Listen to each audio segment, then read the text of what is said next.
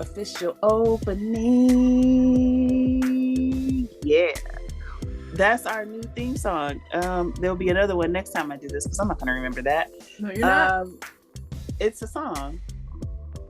People are familiar with songs. I feel like it makes them feel welcomed into the event that's about to happen. It's really based on my theory about sitcoms and how they've conditioned us as a society. That being said, welcome to Nerdgasm Noir presents Smut Book Club. Kind of like how Triple Crown would present, and then listen, but not like that. Long live Nikki Turner. I read one Nikki Turner book. I was concerned, so I just feel like there was a kid on the playground, real late, like, what are you doing? But anyway, hi, my name is Melissa, and you're listening to Smut Book Club. See, that's a little throwback from Nickelodeon. Haha, looking lonely. You know what? Girl, it's Nickelodeon. I don't understand why that one in particular is hard for you. Because that shit started myself say it, and I said I could walk this back, but then I couldn't figure out how to put the D in there. That shit started in Canada, and you the closest one to Canada out of all of us. You should know. Canada not a real place, but it was so funny. I had my intern came in. He's Canadian, and he had a Tim Hortons cup. I bust out laughing. I was like, look at you. Look at you with your 10 bits. He didn't even catch it. He started laughing because he didn't notice it right away. I said, that's how Canadian you are. It's not even weird to you. It was a reusable Tim Hortons cup too. Like, you are dedicated to this bit of being a Canadian. Anyway, I've clearly interrupted myself too many times. In case you were wondering, this is still the intro. So, it's me, Melissa. I'm joined by the people that are about to say hi to you. Say hi to the people, D. Hello. Say hi to the people, Tiffany. Hi. All right, we are about to get in some shit. This is our industry talk episode. Pew, pew, pew, pew, pew. Pew. The streets is hot. The streets are lukewarm.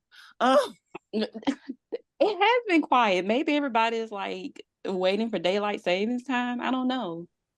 It's been really quiet. Maybe this time everybody's actually reading.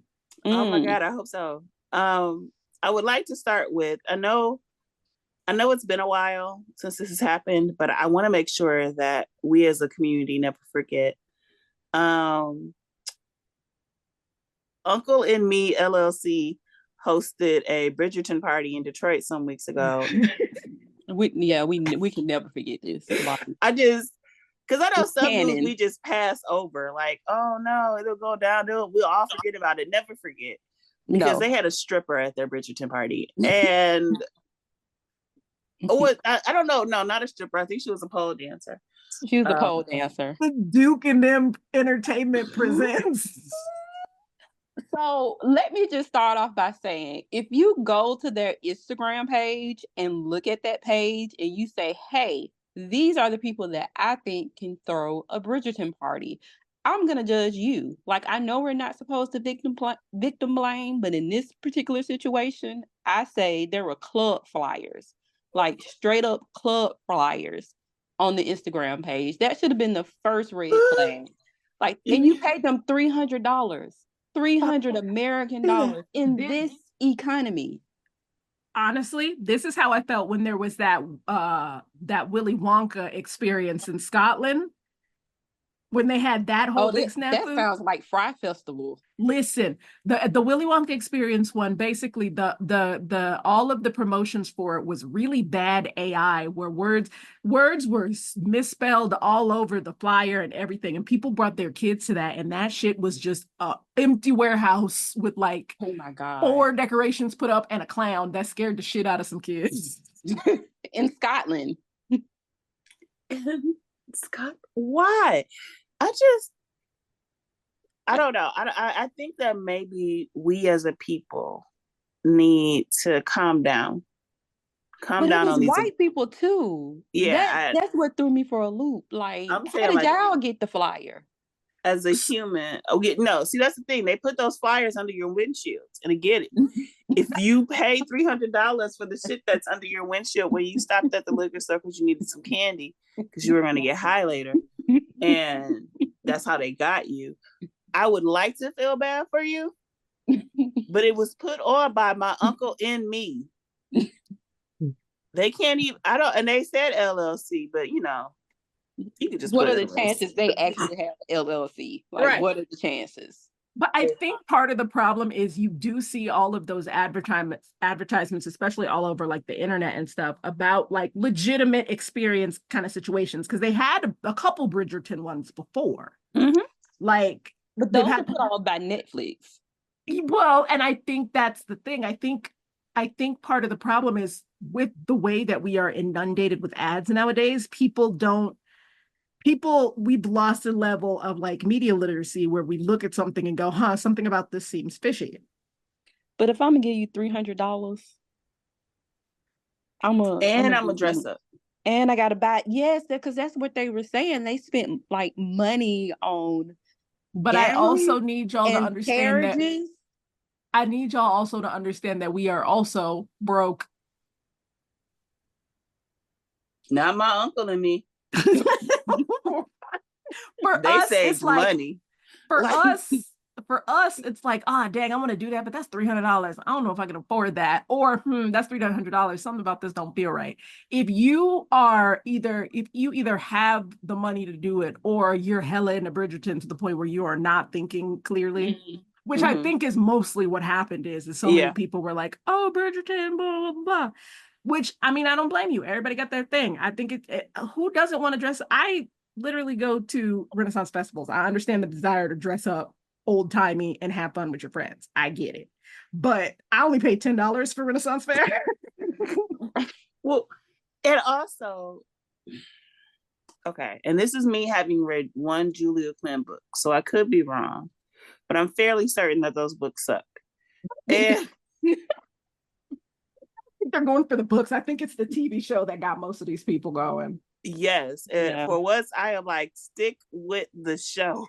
Because everything that I hear about these books, like Penelope's storyline is apparently she loses weight and becomes like acceptable and not a joke anymore. So that was a big thing up until like basically Twitter existed.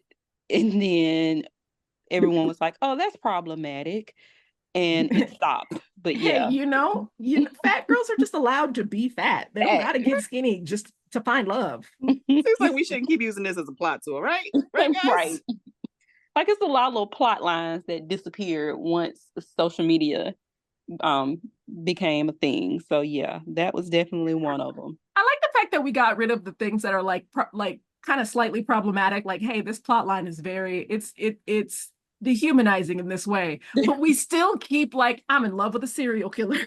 Right. Like we traded one problem for one set of problems for like a completely different set. Like, we're getting better. We're being more inclusive. We're having a more diverse representation of what love is. But also how you feel about falling in love with your kidnapper host? Because he loves Wait a minute. Let's not bring Found into this. I was just about to say I got to catch up on Found. Okay, lovelies. So as you just heard, Found is back. If you have been too caught up in your reading and you have not looked on NBC or Peacock, you have at least 3 episodes that you can watch back to back to back. How you are not supposed to be rooting for Shanla and Mark Paul Gosselaar to get together. I want to remind you, you're not supposed to root for them as a couple. It's a dark romance. The only reason people root for them as a couple is because Mark Paul Gosselaar and Shanla are so goddamn hot, is what it is. It's like so attractive. It's not That's fair. true. When I watch the show objectively, I want her to hook up with Cop Dude, right? Because he's annoying. But like he's not as attractive. No offense to that guy. You're handsome. You're just not my type. But also, like, he's so good that it just makes me go, man. You know what else? Fuck out of here. We ain't trying to hear all that. Go Here's somewhere. Mark Paul also has a sexy thickness about him. These other guys are slim. They don't look like you live the life. He's a little husky, not husky, but like he's stocky. Yes, that's the word. Yes. So this is the thing that I have been noticing as I'm getting older. I'm in my auntie era, whatever. That like I remember when I was younger, like. So right now, I guess for the young girlies, the hot dude is Timothy. What? How you say that boy name? Is it still Chalamet? The Victorian Ghost Boys. Yeah, God, y'all get over him. I'm sorry. The boy with consumption. Yes, from a Charles Dickens novel. Can I have some more, please? And like I objectively I get it. He's a very, very cute little man, whatever. But like he's so skinny and he looks like a child, right? But like when I think about it, I go, okay, so me in my like teens, early 20s, I would have been attracted to that guy because I was in my teens, my early 20s. But I am pushing 40. I want a dude with a little bit of weight on him. I want somebody with a little bit of weight and also possibly a little bit of gray if possible. Yeah. That may be part of it, I think. Yeah. Did you guys have a crush on Jonathan Taylor Thomas? When I was little, yeah. Yeah. I missed that. What? I missed that. Yeah. Marisha, please. When I was little, I did like when I was little, all of the little like 90s white boys, I went through that cycle of crushes. And then like at a certain point, I was like, they all look the same. You know who? Okay, so Jared Leto in My So-Called Life. So that's where I picked up at. Like, oh God, I'm sorry. Jared Leto was your one. Yeah, I know that crush did not age well. It did not. Neither did any of his girlfriends. Oh man. Okay. So yeah, no, I get it. I just know that I would not go to a Bridgerton thing hosted by my uncle and me. I can't do it. I'm not. No, not the club flyers. I went to a tea shop that reminded me of a Bridgerton set, and I felt lovely. If it was actually like a Bridgerton thing at a club with the club flyer, I would have gone just because it was funny. Right. That would have made more sense. I'd have been like, they got a Bridgerton theme at the club. That's funny. I'm going to go. I'm going to have a little drinky drink, talk to some people, and go home. This one has the little wall, you know, the big photo wall and took a picture of it. This one had that too. So sad. No. And I think there are. So like I saw something that they did in New Orleans and it looked legitimate. It wasn't anything that was on like a big grand scale, but I think that company? No, not My Uncle and Me. They're not they're not a multi-state corporation. Okay. I don't think. It's just somebody else did a Bridgerton thing. Yes, in New Orleans. And so that was nice. And then in Atlanta, they have like this mobile tea truck thing. I'll have to find the link for it, but it's like you do tea time on, I guess they've converted a bus into like this really pretty, girly little tea thing that people can dress up and get on. And so that kind of gives you that Bridgerton feel and that Bridgerton vibe. So there are things that you can do, but you just have to be smart and vet it before you give them your money. They turn the bus into like a receiving room. I would do that. That would be fun. To just like dress up fancy and then just kind of like hang out with your girls. Yes, like let's see. I'm gonna look it up so you can link it in the show notes. Tea Around Town. Ooh, okay. I'm gonna look that up. Next time I'm in Atlanta, I'm gonna look that up. See if I can do that. But one of the things that I'm noticing as an adult is the ways in which adults do play pretend time. Remember when you were little, you used to play pretend with all your friends and cousins all the time? Yes. I feel like this is what these Bridgerton experience things are. It's like you play and dress up with your cousins. It's so it's like cosplay. Yeah. which I think is very, very, I like the whimsy of it. I like the fact that like we are still as adults keeping our childlike wonder. Uh, I don't like that we're getting scammed $300 out of it though. Right. Rude. So just be smart. Like, be smart. That's all. Yeah, like please be smart because people will scam you, and it sucks because it's taking advantage of a bunch of people who are just like trying to enjoy like a common interest. Mm-hmm. And like it's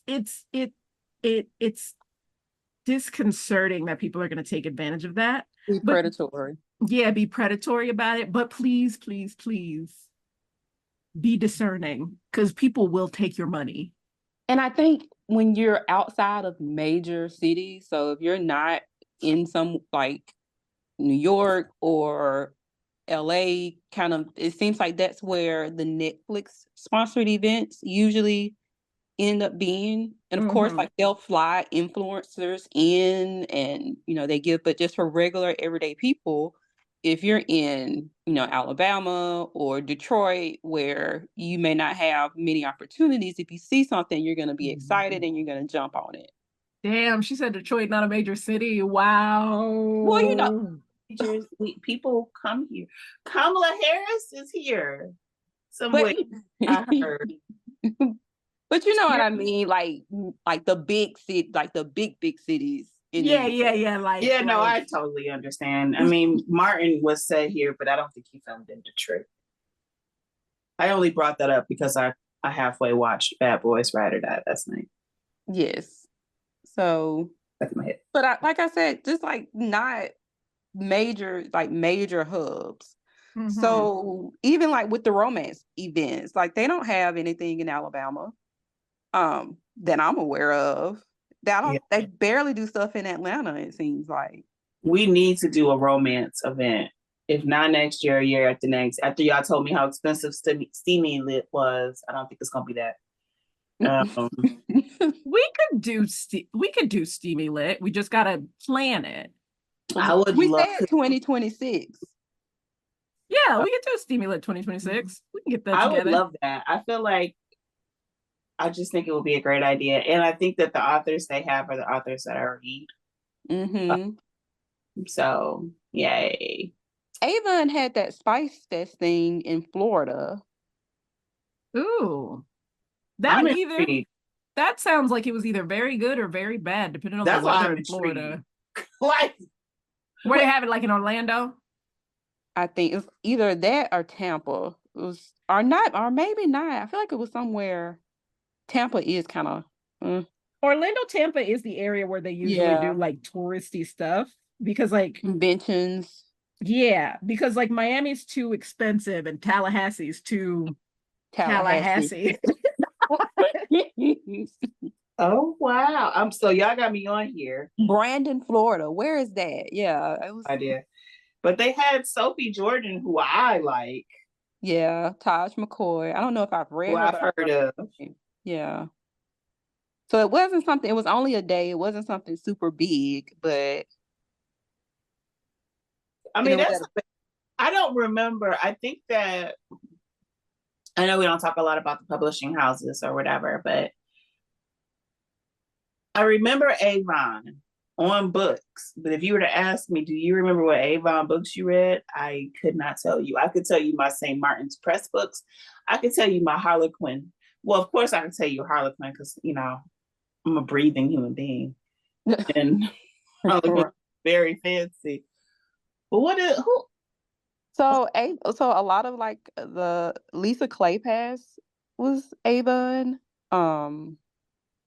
Like a lot of the old school romance writers, I feel fell under Avon. They're an imprint of HarperCollins. Yes. Oh, okay. So I just never paid attention. That's what. At a certain point, they all they've over the years, I think they've all merged in together. So they didn't start off that way. And I think they're affiliated with Harlequin. Oh, well, then I can get with that. They don't have the bad press that Berkeley has now. I feel like Berkeley keeps stepping in it. Are they the ones that everybody's boycotting? Yes. So I don't know why the recent boycott is happening. I know one of the boycotts, or at least one of the uproars, was when Berkeley published an IR romance written by a white woman for Black History Month. Oh yeah. And everybody was tired. Like, inclusion. wait though, speaking of IR romance. Oh no. I don't like the way you said that. You should. It was a clear warning. Your girl, Harwig Soft Life is back. I decided we're never gonna call her name, but I'm gonna do it that way.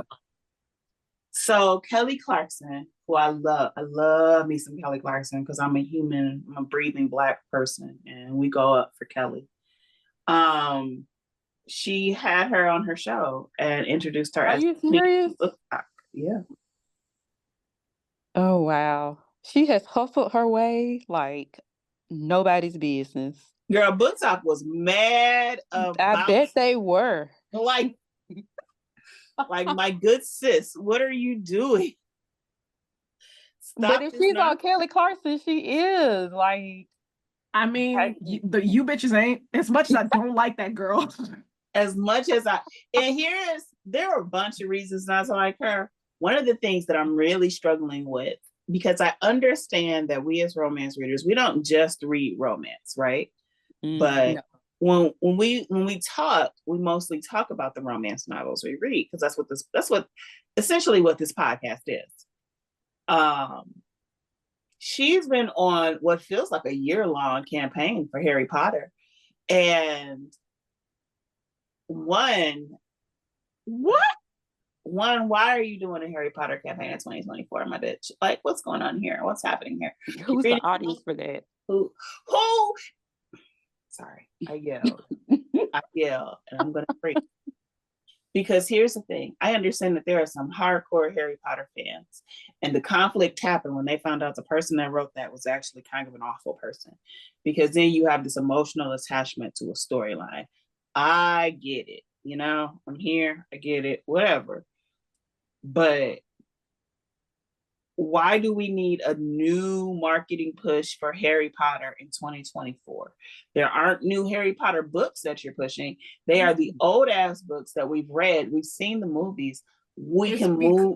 It's because J.K. Rowling is trying to get another set of movies made. That's literally what it is. I wish her luck, I guess. I'm good. And I'm not even saying that Harwig has to stick to romance, but that's where she started, supposedly, kind of, I guess. And I don't know that you can be the queen of BookTok going on a year campaign on Harry Potter. I just don't think that those things are a thing. She gets, oh my God. So I'm watching the Kelly Clarkson show's Instagram, and I wanted to at least her wigs got better, and they didn't. No, they're still bad, but they're better. They're better. They're better, but the hairline's still off. It's harsh. It's weird. Choice. But also, girl, why are you, like you said, why are we doing Harry Potter in 2024? What are we doing? Because that's what I'm saying. I'm not even saying you gotta stick to romance. You gotta stick to Smut. No, no one does that.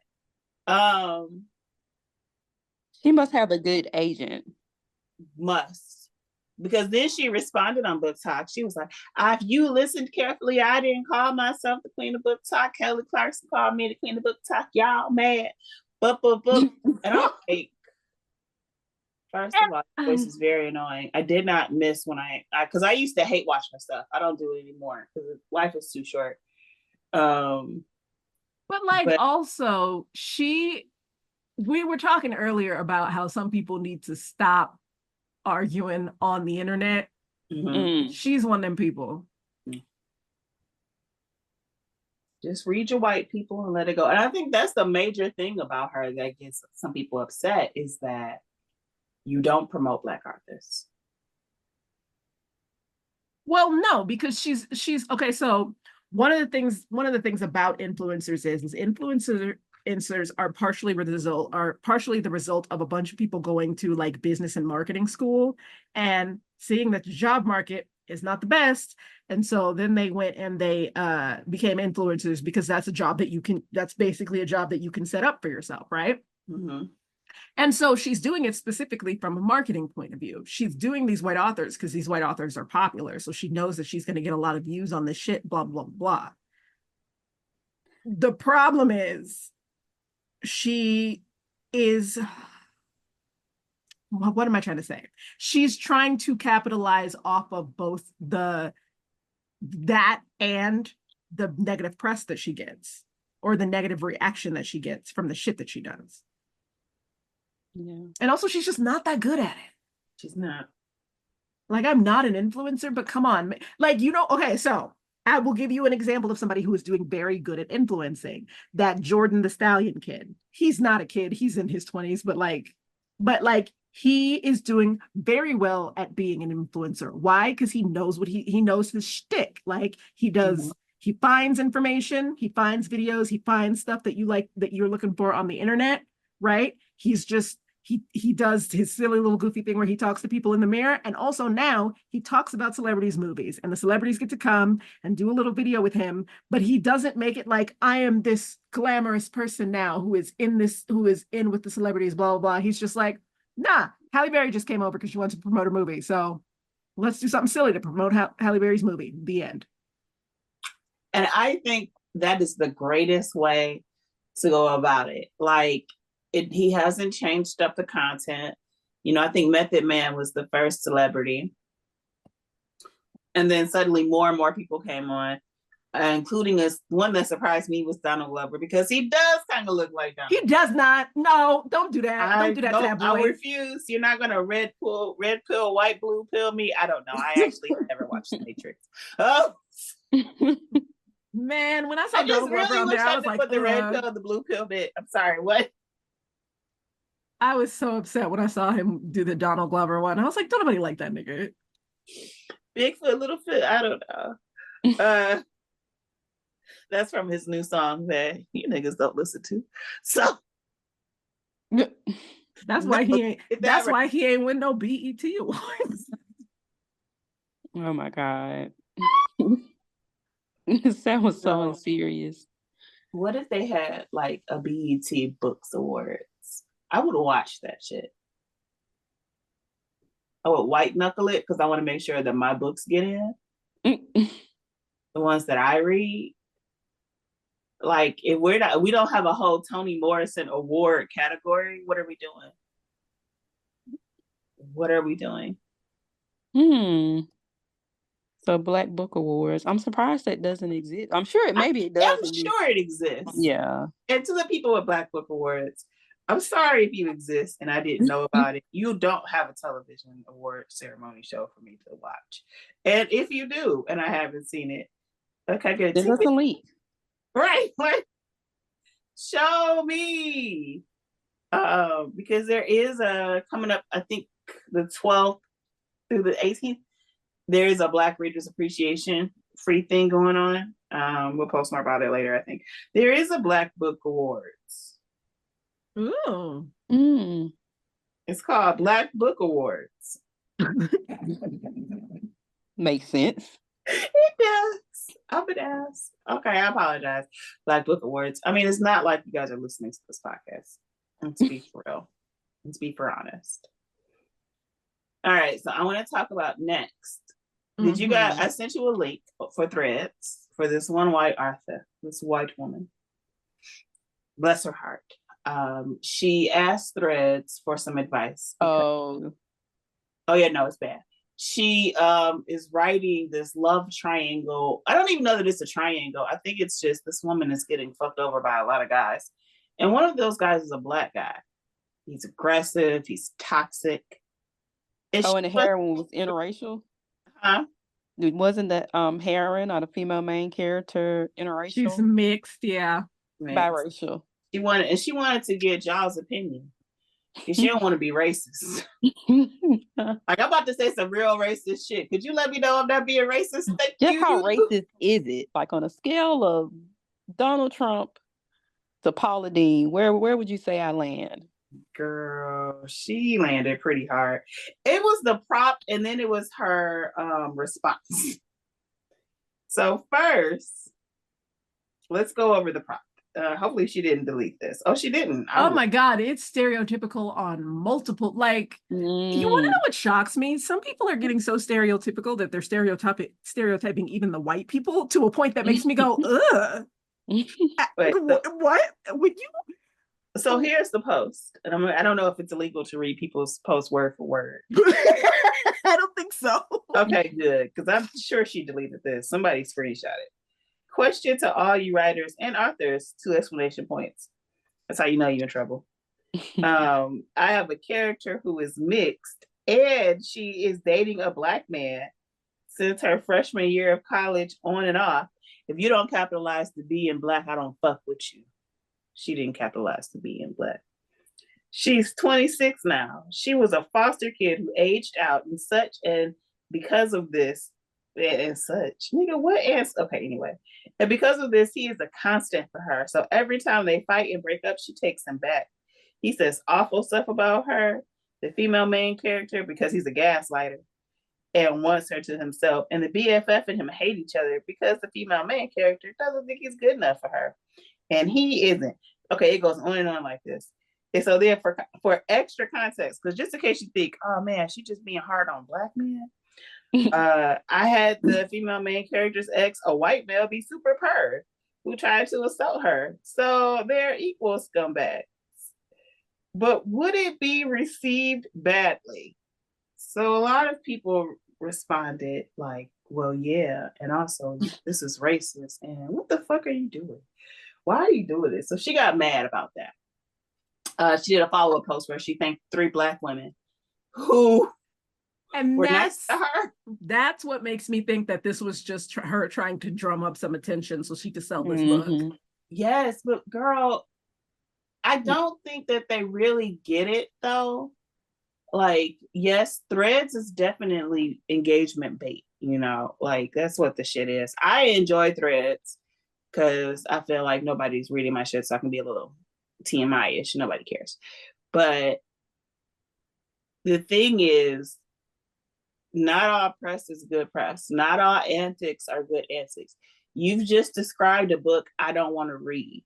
I wouldn't want to read this book by anyone, but definitely not by you. Because you say shit like she aged out of foster care and such. What is the and such?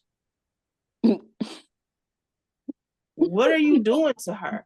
I don't enjoy it when writers torture their female main character in a way for us to gain empathy, sympathy, and relatability with the character. Stop that. That was the issue that I had. Like, of course, the racist stuff is racist, but right. But this need to like traumatize like everyone and to have it on page. So what I don't. Yes, people need to, I guess, see. I guess sometimes it's helpful to have that representation, but are you doing it to advance the plot or to provide some depth, or is it just literally just to draw emotions, just to create kind of this tragic backdrop of a story? Like what's the reason for this, and why does it have to be there? I don't know. I just have mixed feelings about that overall. It's specifically, I agree. It's specifically the need to do that to make it so that you understand how bad this character's life is. You don't have to do that, right? Like she can still have been in like again, but I think it's because I've seen it in so many like different romance novels where like you have situations where characters have had like tragic backstories, and like the tragic backstory is important, but it's not like played. It's not like played for emotional. It's just like, hey, this character had a tragic backstory. You know what the tragic backstory is. You don't have to see the whole thing. This is why the character is reacting this way to these things. Blah, blah, blah, blah, blah. Right? You don't have to be like, there is actively an aggressive ass Black dude in her life that makes things bad for her. I'm going to show this assault. Put this on page. Like, I don't know. I don't know. I don't need that in my romance books. So Yeah, it's unnecessary. Yeah, and so I don't know that this book of hers is going to sell, especially because now they're digging. Apparently, she did turn her comments or take that post off, but people are going to her other posts and oh no. posts that she deleted because that's how the internet works. And I see if she would have put that in her group chat. And more people, can we go back to that? That is the thing. Use your group chat, people. And if you don't have a group chat, ask yourself why.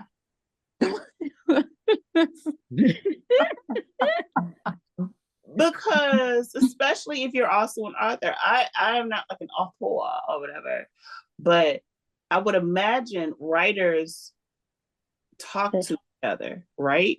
Yes. At least one or two of you should Hey, be congregating together. Hey, I'm gonna tell you right now, writers are friends with other writers. They have conversations where they're like, hey, I'm working on this plot thing, blah, blah, blah. Does this make sense? And if they have real friends, the friends will go, I don't know, that's kind of problematic. You might be able to do this, but just know, like, this might be the response. And then you go, okay, and you make an informed decision about what you're doing with the characters. If you gotta go to Twitter, Threads, which feels like work. That feels worse. You had to go to Threads. To Mastodon, to what is it? I want to say Sprout. That's not what it is. Spout. One, if you got to go to any of these sites to be like, I don't know if this is going to be problematic. And then, like, even if you're just doing a general, I want to see what the feel is, for you to then turn around and be like, well, all of you guys suck. I'm just going to thank the 3 Black people who were nice to me. Like, girl, if you don't shut the fuck up and get the fuck out of my face with that shit, you don't got no friends. Not a one. And I would think as a writer, if you don't know or talk to other writers, how can you be a writer? Yeah, technically you could write by yourself in a room, whatever. Most people do. But no. You do need others' opinions and to engage. It can't just be the beta readers that you pay. Like, she needs someone else's opinion. Maybe there are people that can do it, that can, be an island, be a rock, but she clearly needs some guidance. She can't be left on her own. And some people could do it. Not you though. You need to find somebody. Not you. And like, I wonder if this was sort of a dog whistle for the women that do like that shit. It was, yes, absolutely. Well, they just say, hey guys, don't ask nobody's opinion. First of all, that's weird. Go to them directly. Yeah, this what you about to do, because it sounds like you about to write this. It sounds like you already wrote this book. She did. Like, so, and when we see it out on Kindle Unlimited, I'll make sure not to put it in my library, because no. I want to make fun of Kindle Unlimited so bad, but I cannot stay away from them. My dad's about to join Kindle Unlimited. It's on purpose. They do this. He found a bunch of World War. My dad is very much the stereotypical dad. He found a bunch of World War II books. I would say your dad and Tiffany are gotta be besties. What, on Kindle Unlimited? Yeah. Tell me more. I'm gonna see what he's looking at, just so I'll be like, oh, I got a friend who wants to read it. I've searched for like World War II romance books, and so far not so good. I hadn't found anything. I searched on KU, but I hadn't gone into details. I think it wouldn't be like romance. It'd probably end up being like a fiction story if I came across something I wanted to read. More than likely, yeah. Yeah. I don't think you're going to see a whole lot of romance. Or if you do, it's going to be some of the problematic tropes and nobody. What was the one that we talked about last week that was like, she was a fork? The fork? Wasn't it? God. I feel like that's the least problematic one. So here's the thing though. Like, they are soldiers from World War II, Tiffany. So if it's really historical when you think about it, because they're Now, again, the author does warn you, and I feel as a podcaster, we need to warn the people, don't go fucking forks. That will hurt. Nor spoons, nor knives. So not even butter knives, because I know where your heads are going. No, my head, nobody's head was going there.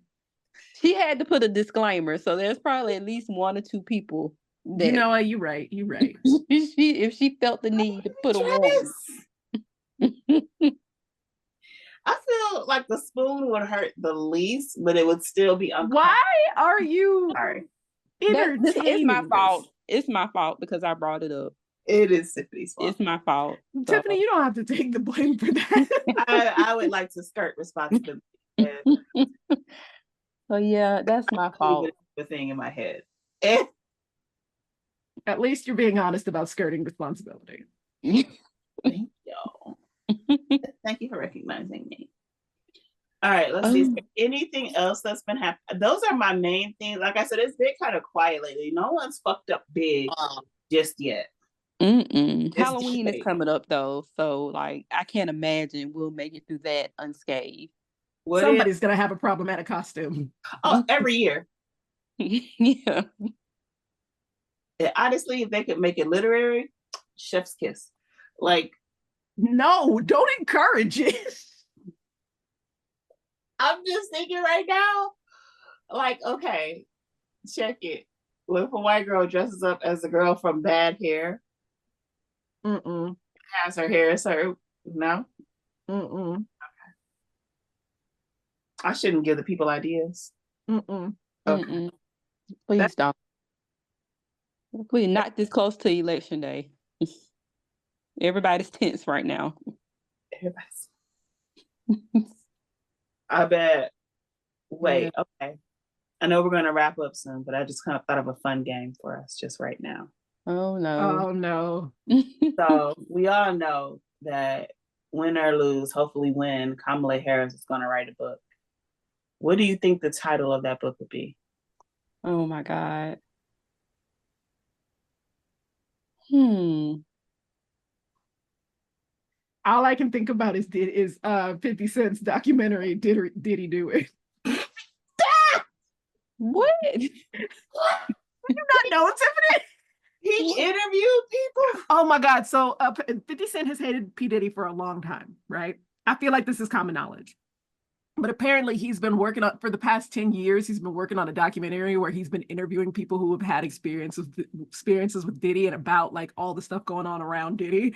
And apparently, supposedly he sold it to Netflix, and supposedly the title of the documentary is Did He Do It? Oh my God. It's like the worst nigga alive is writing a book about the worst niggas alive. Like, this nightmare scenario. The worser nigga alive. I would still root for 50 because that is dedication. Right, 10 years of being hating. Again, 50 Cent is a level of hater that none of us can ever achieve. No. Like Kendrick had this run this year, but really in the grand scheme of things, he's still just getting started. Like he has decades to go to reach 50 Cent's level. 50 Cent been a hater since hateration was invented. Oh wait, okay. I thought of Kamala Harris's title: Black and Brown: A Marriage of Cultures. What was the name of Barack's book? Yes, We Can. That was his slogan. Songs from My Father. That's Luther Vandross. What was the girl? What? What? What did you do? Yeah, you know, this is a very moving book, especially when he was like, if I could dance with my father again. I said, damn, that is sad. That's the inauguration. The audiobook that he sang. Wait, Obama did have a book. Dreams from My Father. I was close. Dreams from My Father. Yeah, I was like, he did have that, but it's a dead name or a reference to his father. The audacity of hope. Huh? It was The Audacity of Hope was the one that came post-election. Yeah, Dreams of the Father was before election. Audacity of Hope was post-election, and then A Promised Land was when he was done, I believe. I tried to listen to A Promised Land. I had the audiobook. When I tell you, it gave me a good night's sleep.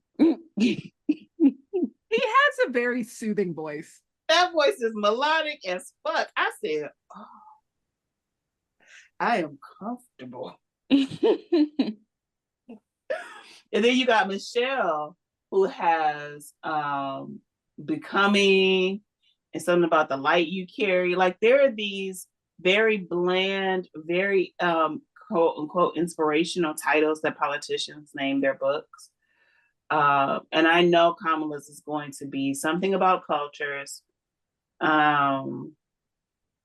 Maybe even I know the dedication is going to have to be to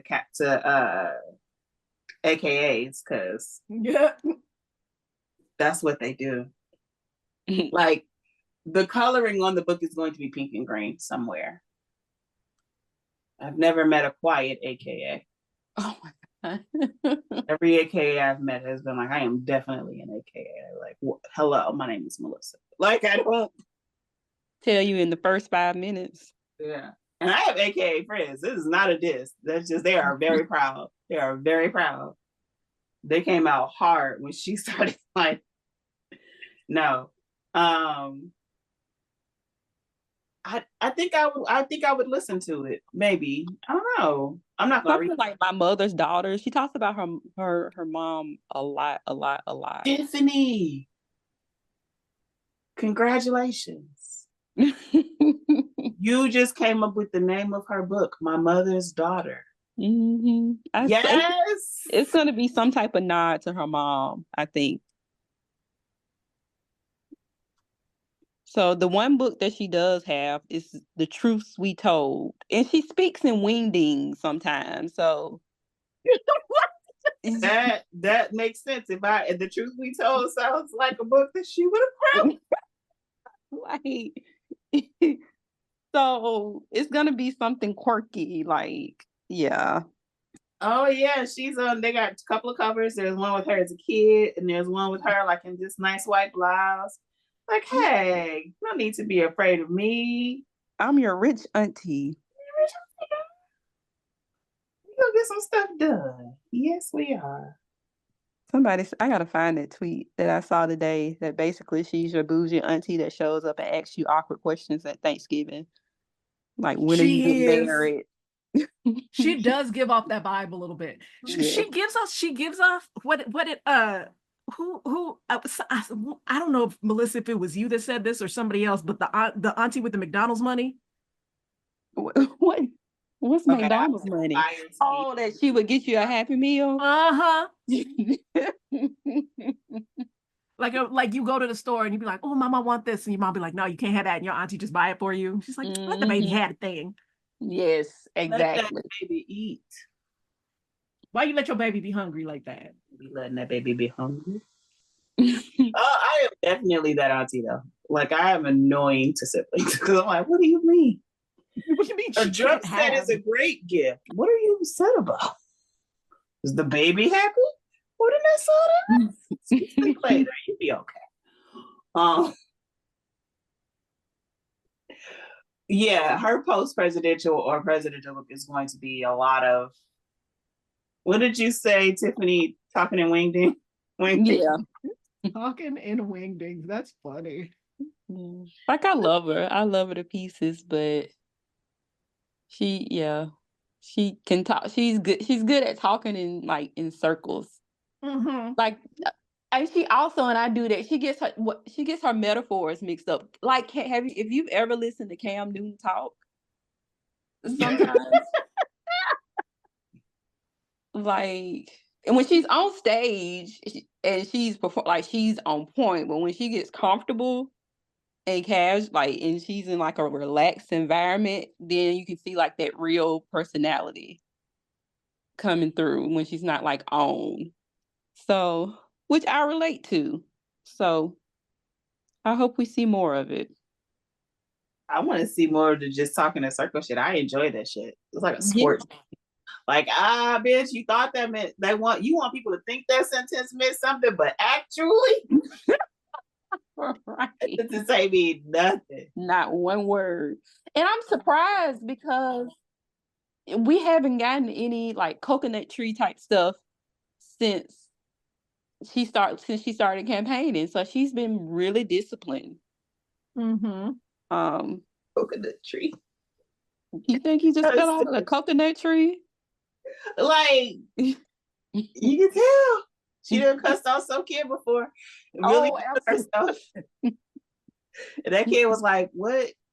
What does that even mean? Should I be offended? Well, go ahead and be offended. I don't know what it means. I bet she's a hoot when she gets a little bit of wine in her too. Oh, 100%. Like, I know she's a good time. Because now she's your fun drunk auntie. So. Okay. I think that is it for today, unless you guys have something else we may have missed. No, I'm good. No. Oh, I do. So I'm watching Rivals on Hulu. And it's just the best thing ever. It's making me so happy. And I want everyone to go watch it. I have questions for you. One question for you. Mm-hmm. Okay. Guarding my heart here. Do we get to see David Tennant as a good guy again? Oh no. God damn it. Wait, what show is this? It's on Hulu. So it's based off of a book by Jilly Cooper. She wrote it in the 80s. I read the book. It is problematic. It may have been considered progressive in the 80s. I think is what she was trying to go for, but she's a white lady in England, so take that as you will. But I read it and I loved it. It was the most fun I've had reading a book in a while. Full disclosure, my standards are very low. So again, proceed Have you with met caution. Melissa? She did suggest a book about a fork to us last time. That by myself, if y'all know. Wait, but so it's called Rivals, and David Tennant is starring in it, and I just want him to go back to being the 10th Doctor. I feel like I didn't believe in the 10th Doctor enough, and so he said, "Fuck it, I'm gonna be an asshole from now on." Hey, Melissa, I'm gonna tell you this right now. David Tennant is never being a good guy again. He's good in this though. Like, it's so creepy though. He's such a snake. He's such a snake. David Tennant is a great actor. He's never going to play the good guy in anything anymore. Done. Just like Alexander Skarsgård is going to be ugly in every role he takes from now on. Wait, so he's not ugly. No, Alexander Skarsgård is the one who was on True Blood. This is Alexander Skarsgård, when he was on True Blood, was a hottie. And then every role after that was like, I am never doing that again. Let me play fucking toads. He plays the white guy who scares you. Like, he's handsome, he's attractive and witty and charming, but like there's something a little off. Yeah, he's definitely gonna cut you up into little pieces and drop you in the bayou. He likes you a lot, but also he might eat you. Like, he might literally like chop you to pieces. And the fact that I find him attractive in those it makes me so uncomfortable. Alexander Skarsgård still hot, but very creepy. Like, he's my very awkward. Should I really be feeling this celebrity crush? Hear me out. Yeah. Yes. Very, very much so.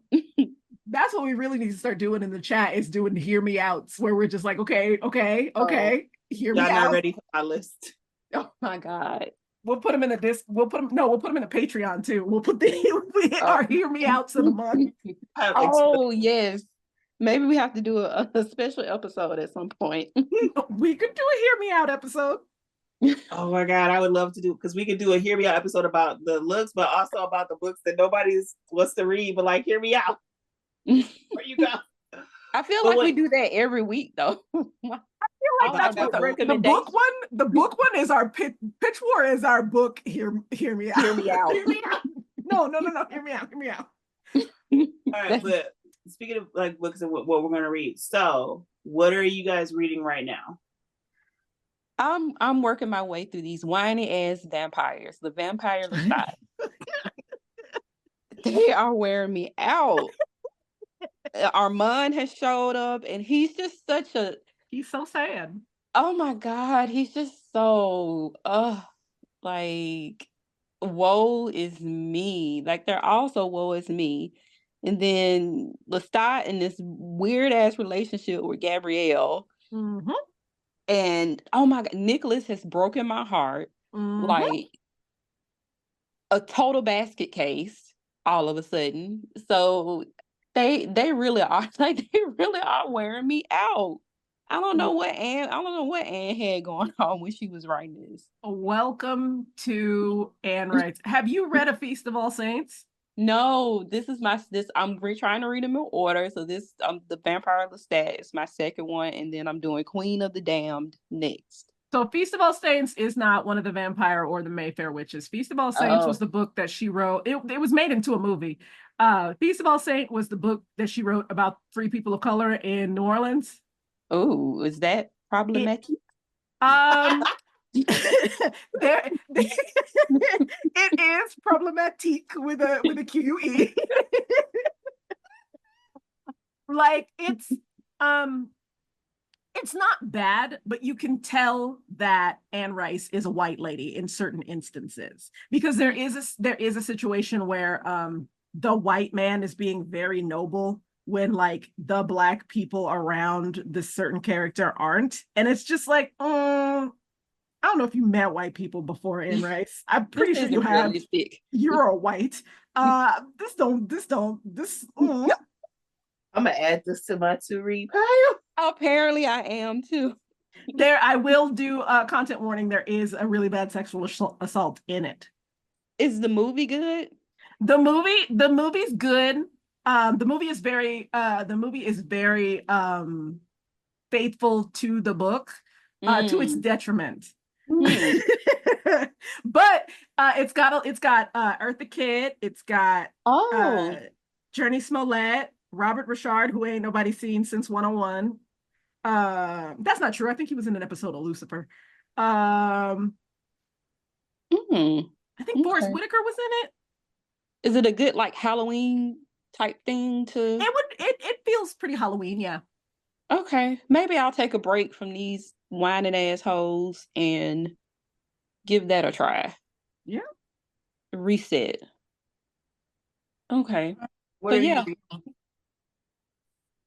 I have I've been jumping back and forth into a lot of things. I went back to aside from the Vampire Lestat, which buddy, I forgot. I understand why angsty teen me loved those books, but adult me is like, oh no. Girl, get over it. Adult me is looking back on angsty teen me being like, girl, are you okay, baby? Or is everything all right? I was reading, I'm still going through the Katie Roberts books. Which one am I on right now? I think I'm on the Sea Witch now. I'm actually like reading it. I'm not listening to the audiobook because the audiobook I didn't really care for. Again, I'm excited about the Sea Witch, but I kind of want to rush through it because I kind of want to get to the next book, because the next book is Aurora. And again, she's been a black girl this whole time and ain't nobody said nothing to me. I'm very upset, very disappointed. And then I dipped into the Brother Sinister for a little bit. Ooh. That series. Gone. It's like it's an oldie but goodie, but I went back to that for a little bit because I needed a little bit of pining and like sweet stuff to read before I went back into straight up hoeing. So that's me. I'm reading Marriage and Musty by Nisha. Oh. Yeah, I put the order in through my library and they were processing books and I was like, oh no, so I had to wait. And then it came through one morning and it was the best morning. Oh, I love that. I got the audiobook for it. Yeah, for me, I can't do fiction. I can do some of fictional audiobooks, but for romance, I like to read the words. It's my first physical book that I've read in a while, and I'm really into it.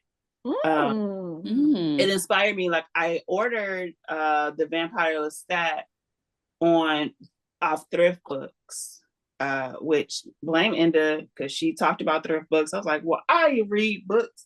So I bought 3 books. I can't go on there. I can't.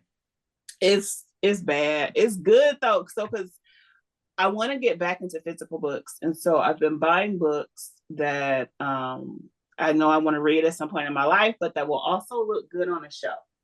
Ooh.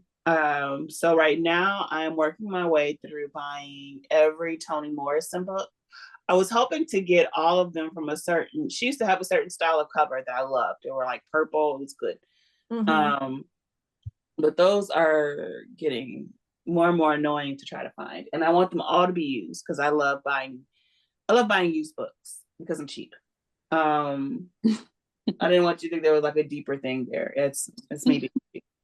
So I want to have a Toni Morrison collection, but then I'm interested. So hopefully if I can get through the Whiny Vampires, I will go through Queen of the Damned, because when I started the Vampire Lestat years ago, I did it so that I could read Queen of the Damned because of Aaliyah. So 20 years ago is when you started it? Actually, yes. Because I refuse to watch or get into Queen of the Damned because I need to go in order. But everybody got on my nerves in the Vampire Lestat. So I just never moved on to the next book. So. And here we are 20 years later and they're still annoying. Yeah. I'm hopeful. The Queen of the Damned is a little bit less annoying, if only because Akasha's whole thing is murder. She's like, I just want to kill a bunch of people. Can I kill a bunch of people? Y'all gonna let me kill a bunch of people? Oh, I'm definitely gonna have to get that in physical. And I have it on physical, but it's the movie cover one. So it's Aaliyah in the Akasha outfit with whoever that white boy was in the background. No one cares. Yeah. He's important. I know he was somebody famous. I just can't remember. I'll have him look it up if he's not famous for real. Yeah, I don't think he is. Not now. Oh no. It's not Taylor Quiche, is it? I think that's too early. Yes, white man. We're rude as hell. It is Stuart Townsend. Who is? You were just about to compound the rudeness, Tiffany. What? Who is that? I don't know. I feel like he dated somebody. Hold on. He was with not Zooey Deschanel, Zoe Saldana, wasn't he? Oh, you are not helping his case. He was in the League of Extraordinary Gentlemen in 2003. Oh, he was in a relationship with Theon. 2003 is hurtful. With Zoe Saldana too. He said in 2003, like, excuse you. Me? He said, my point is valid still. You have done nothing. She said, whomst? Like his last movie was in 2021 as Apache Junction. That feels problematic. Wait, hold on. And it's a cowboy movie. It probably is. Yes, it is. Oh, no. It has a 3.9 out of 10 on IMDb. Ooh.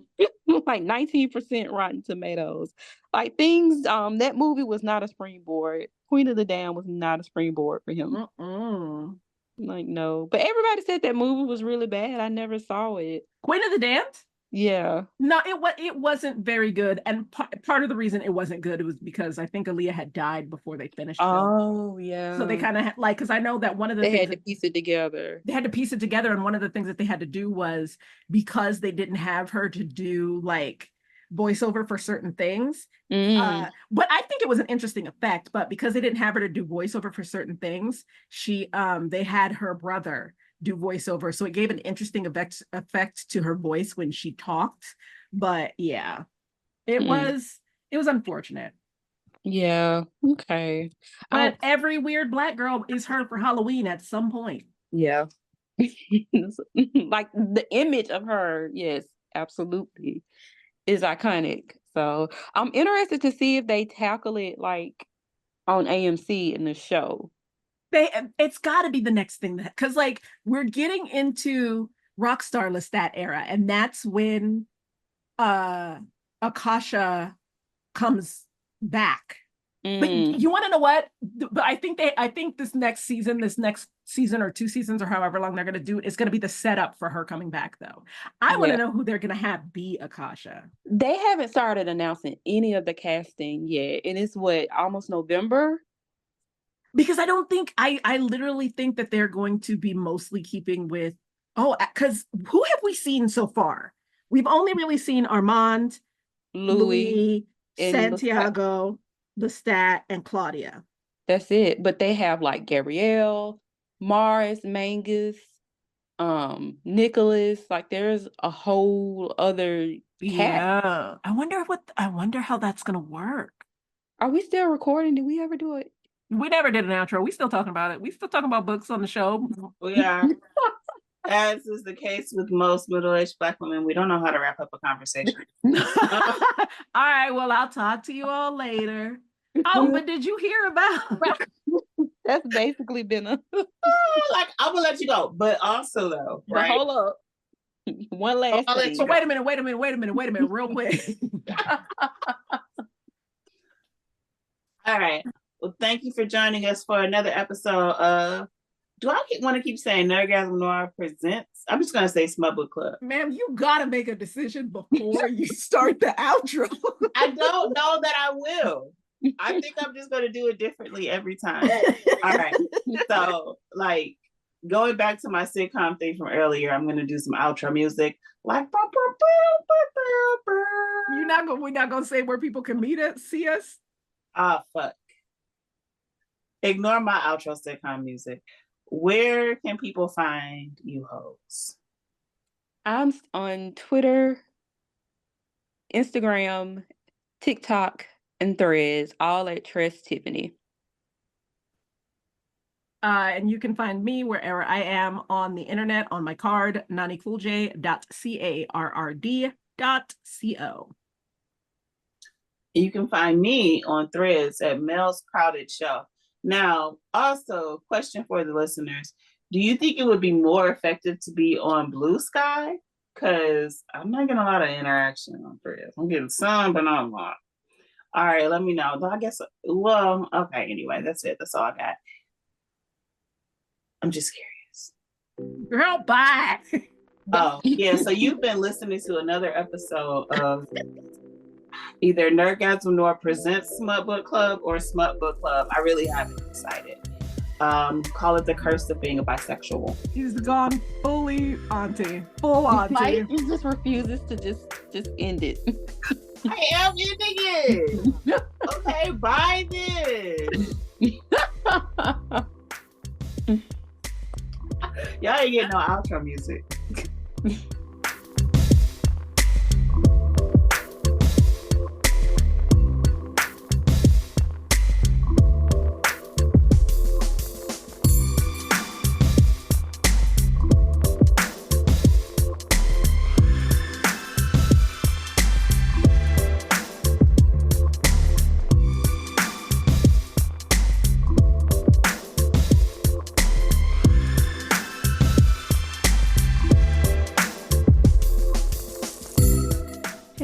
It's me, Dee, and I wanted to take a second to shout out our lovely Patreon subscribers.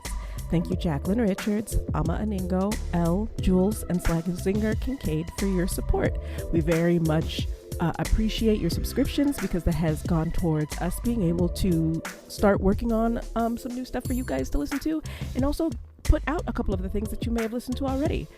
Very much appreciate your support. And we hope to have even more stuff coming out for you guys soon. Thanks. Bye.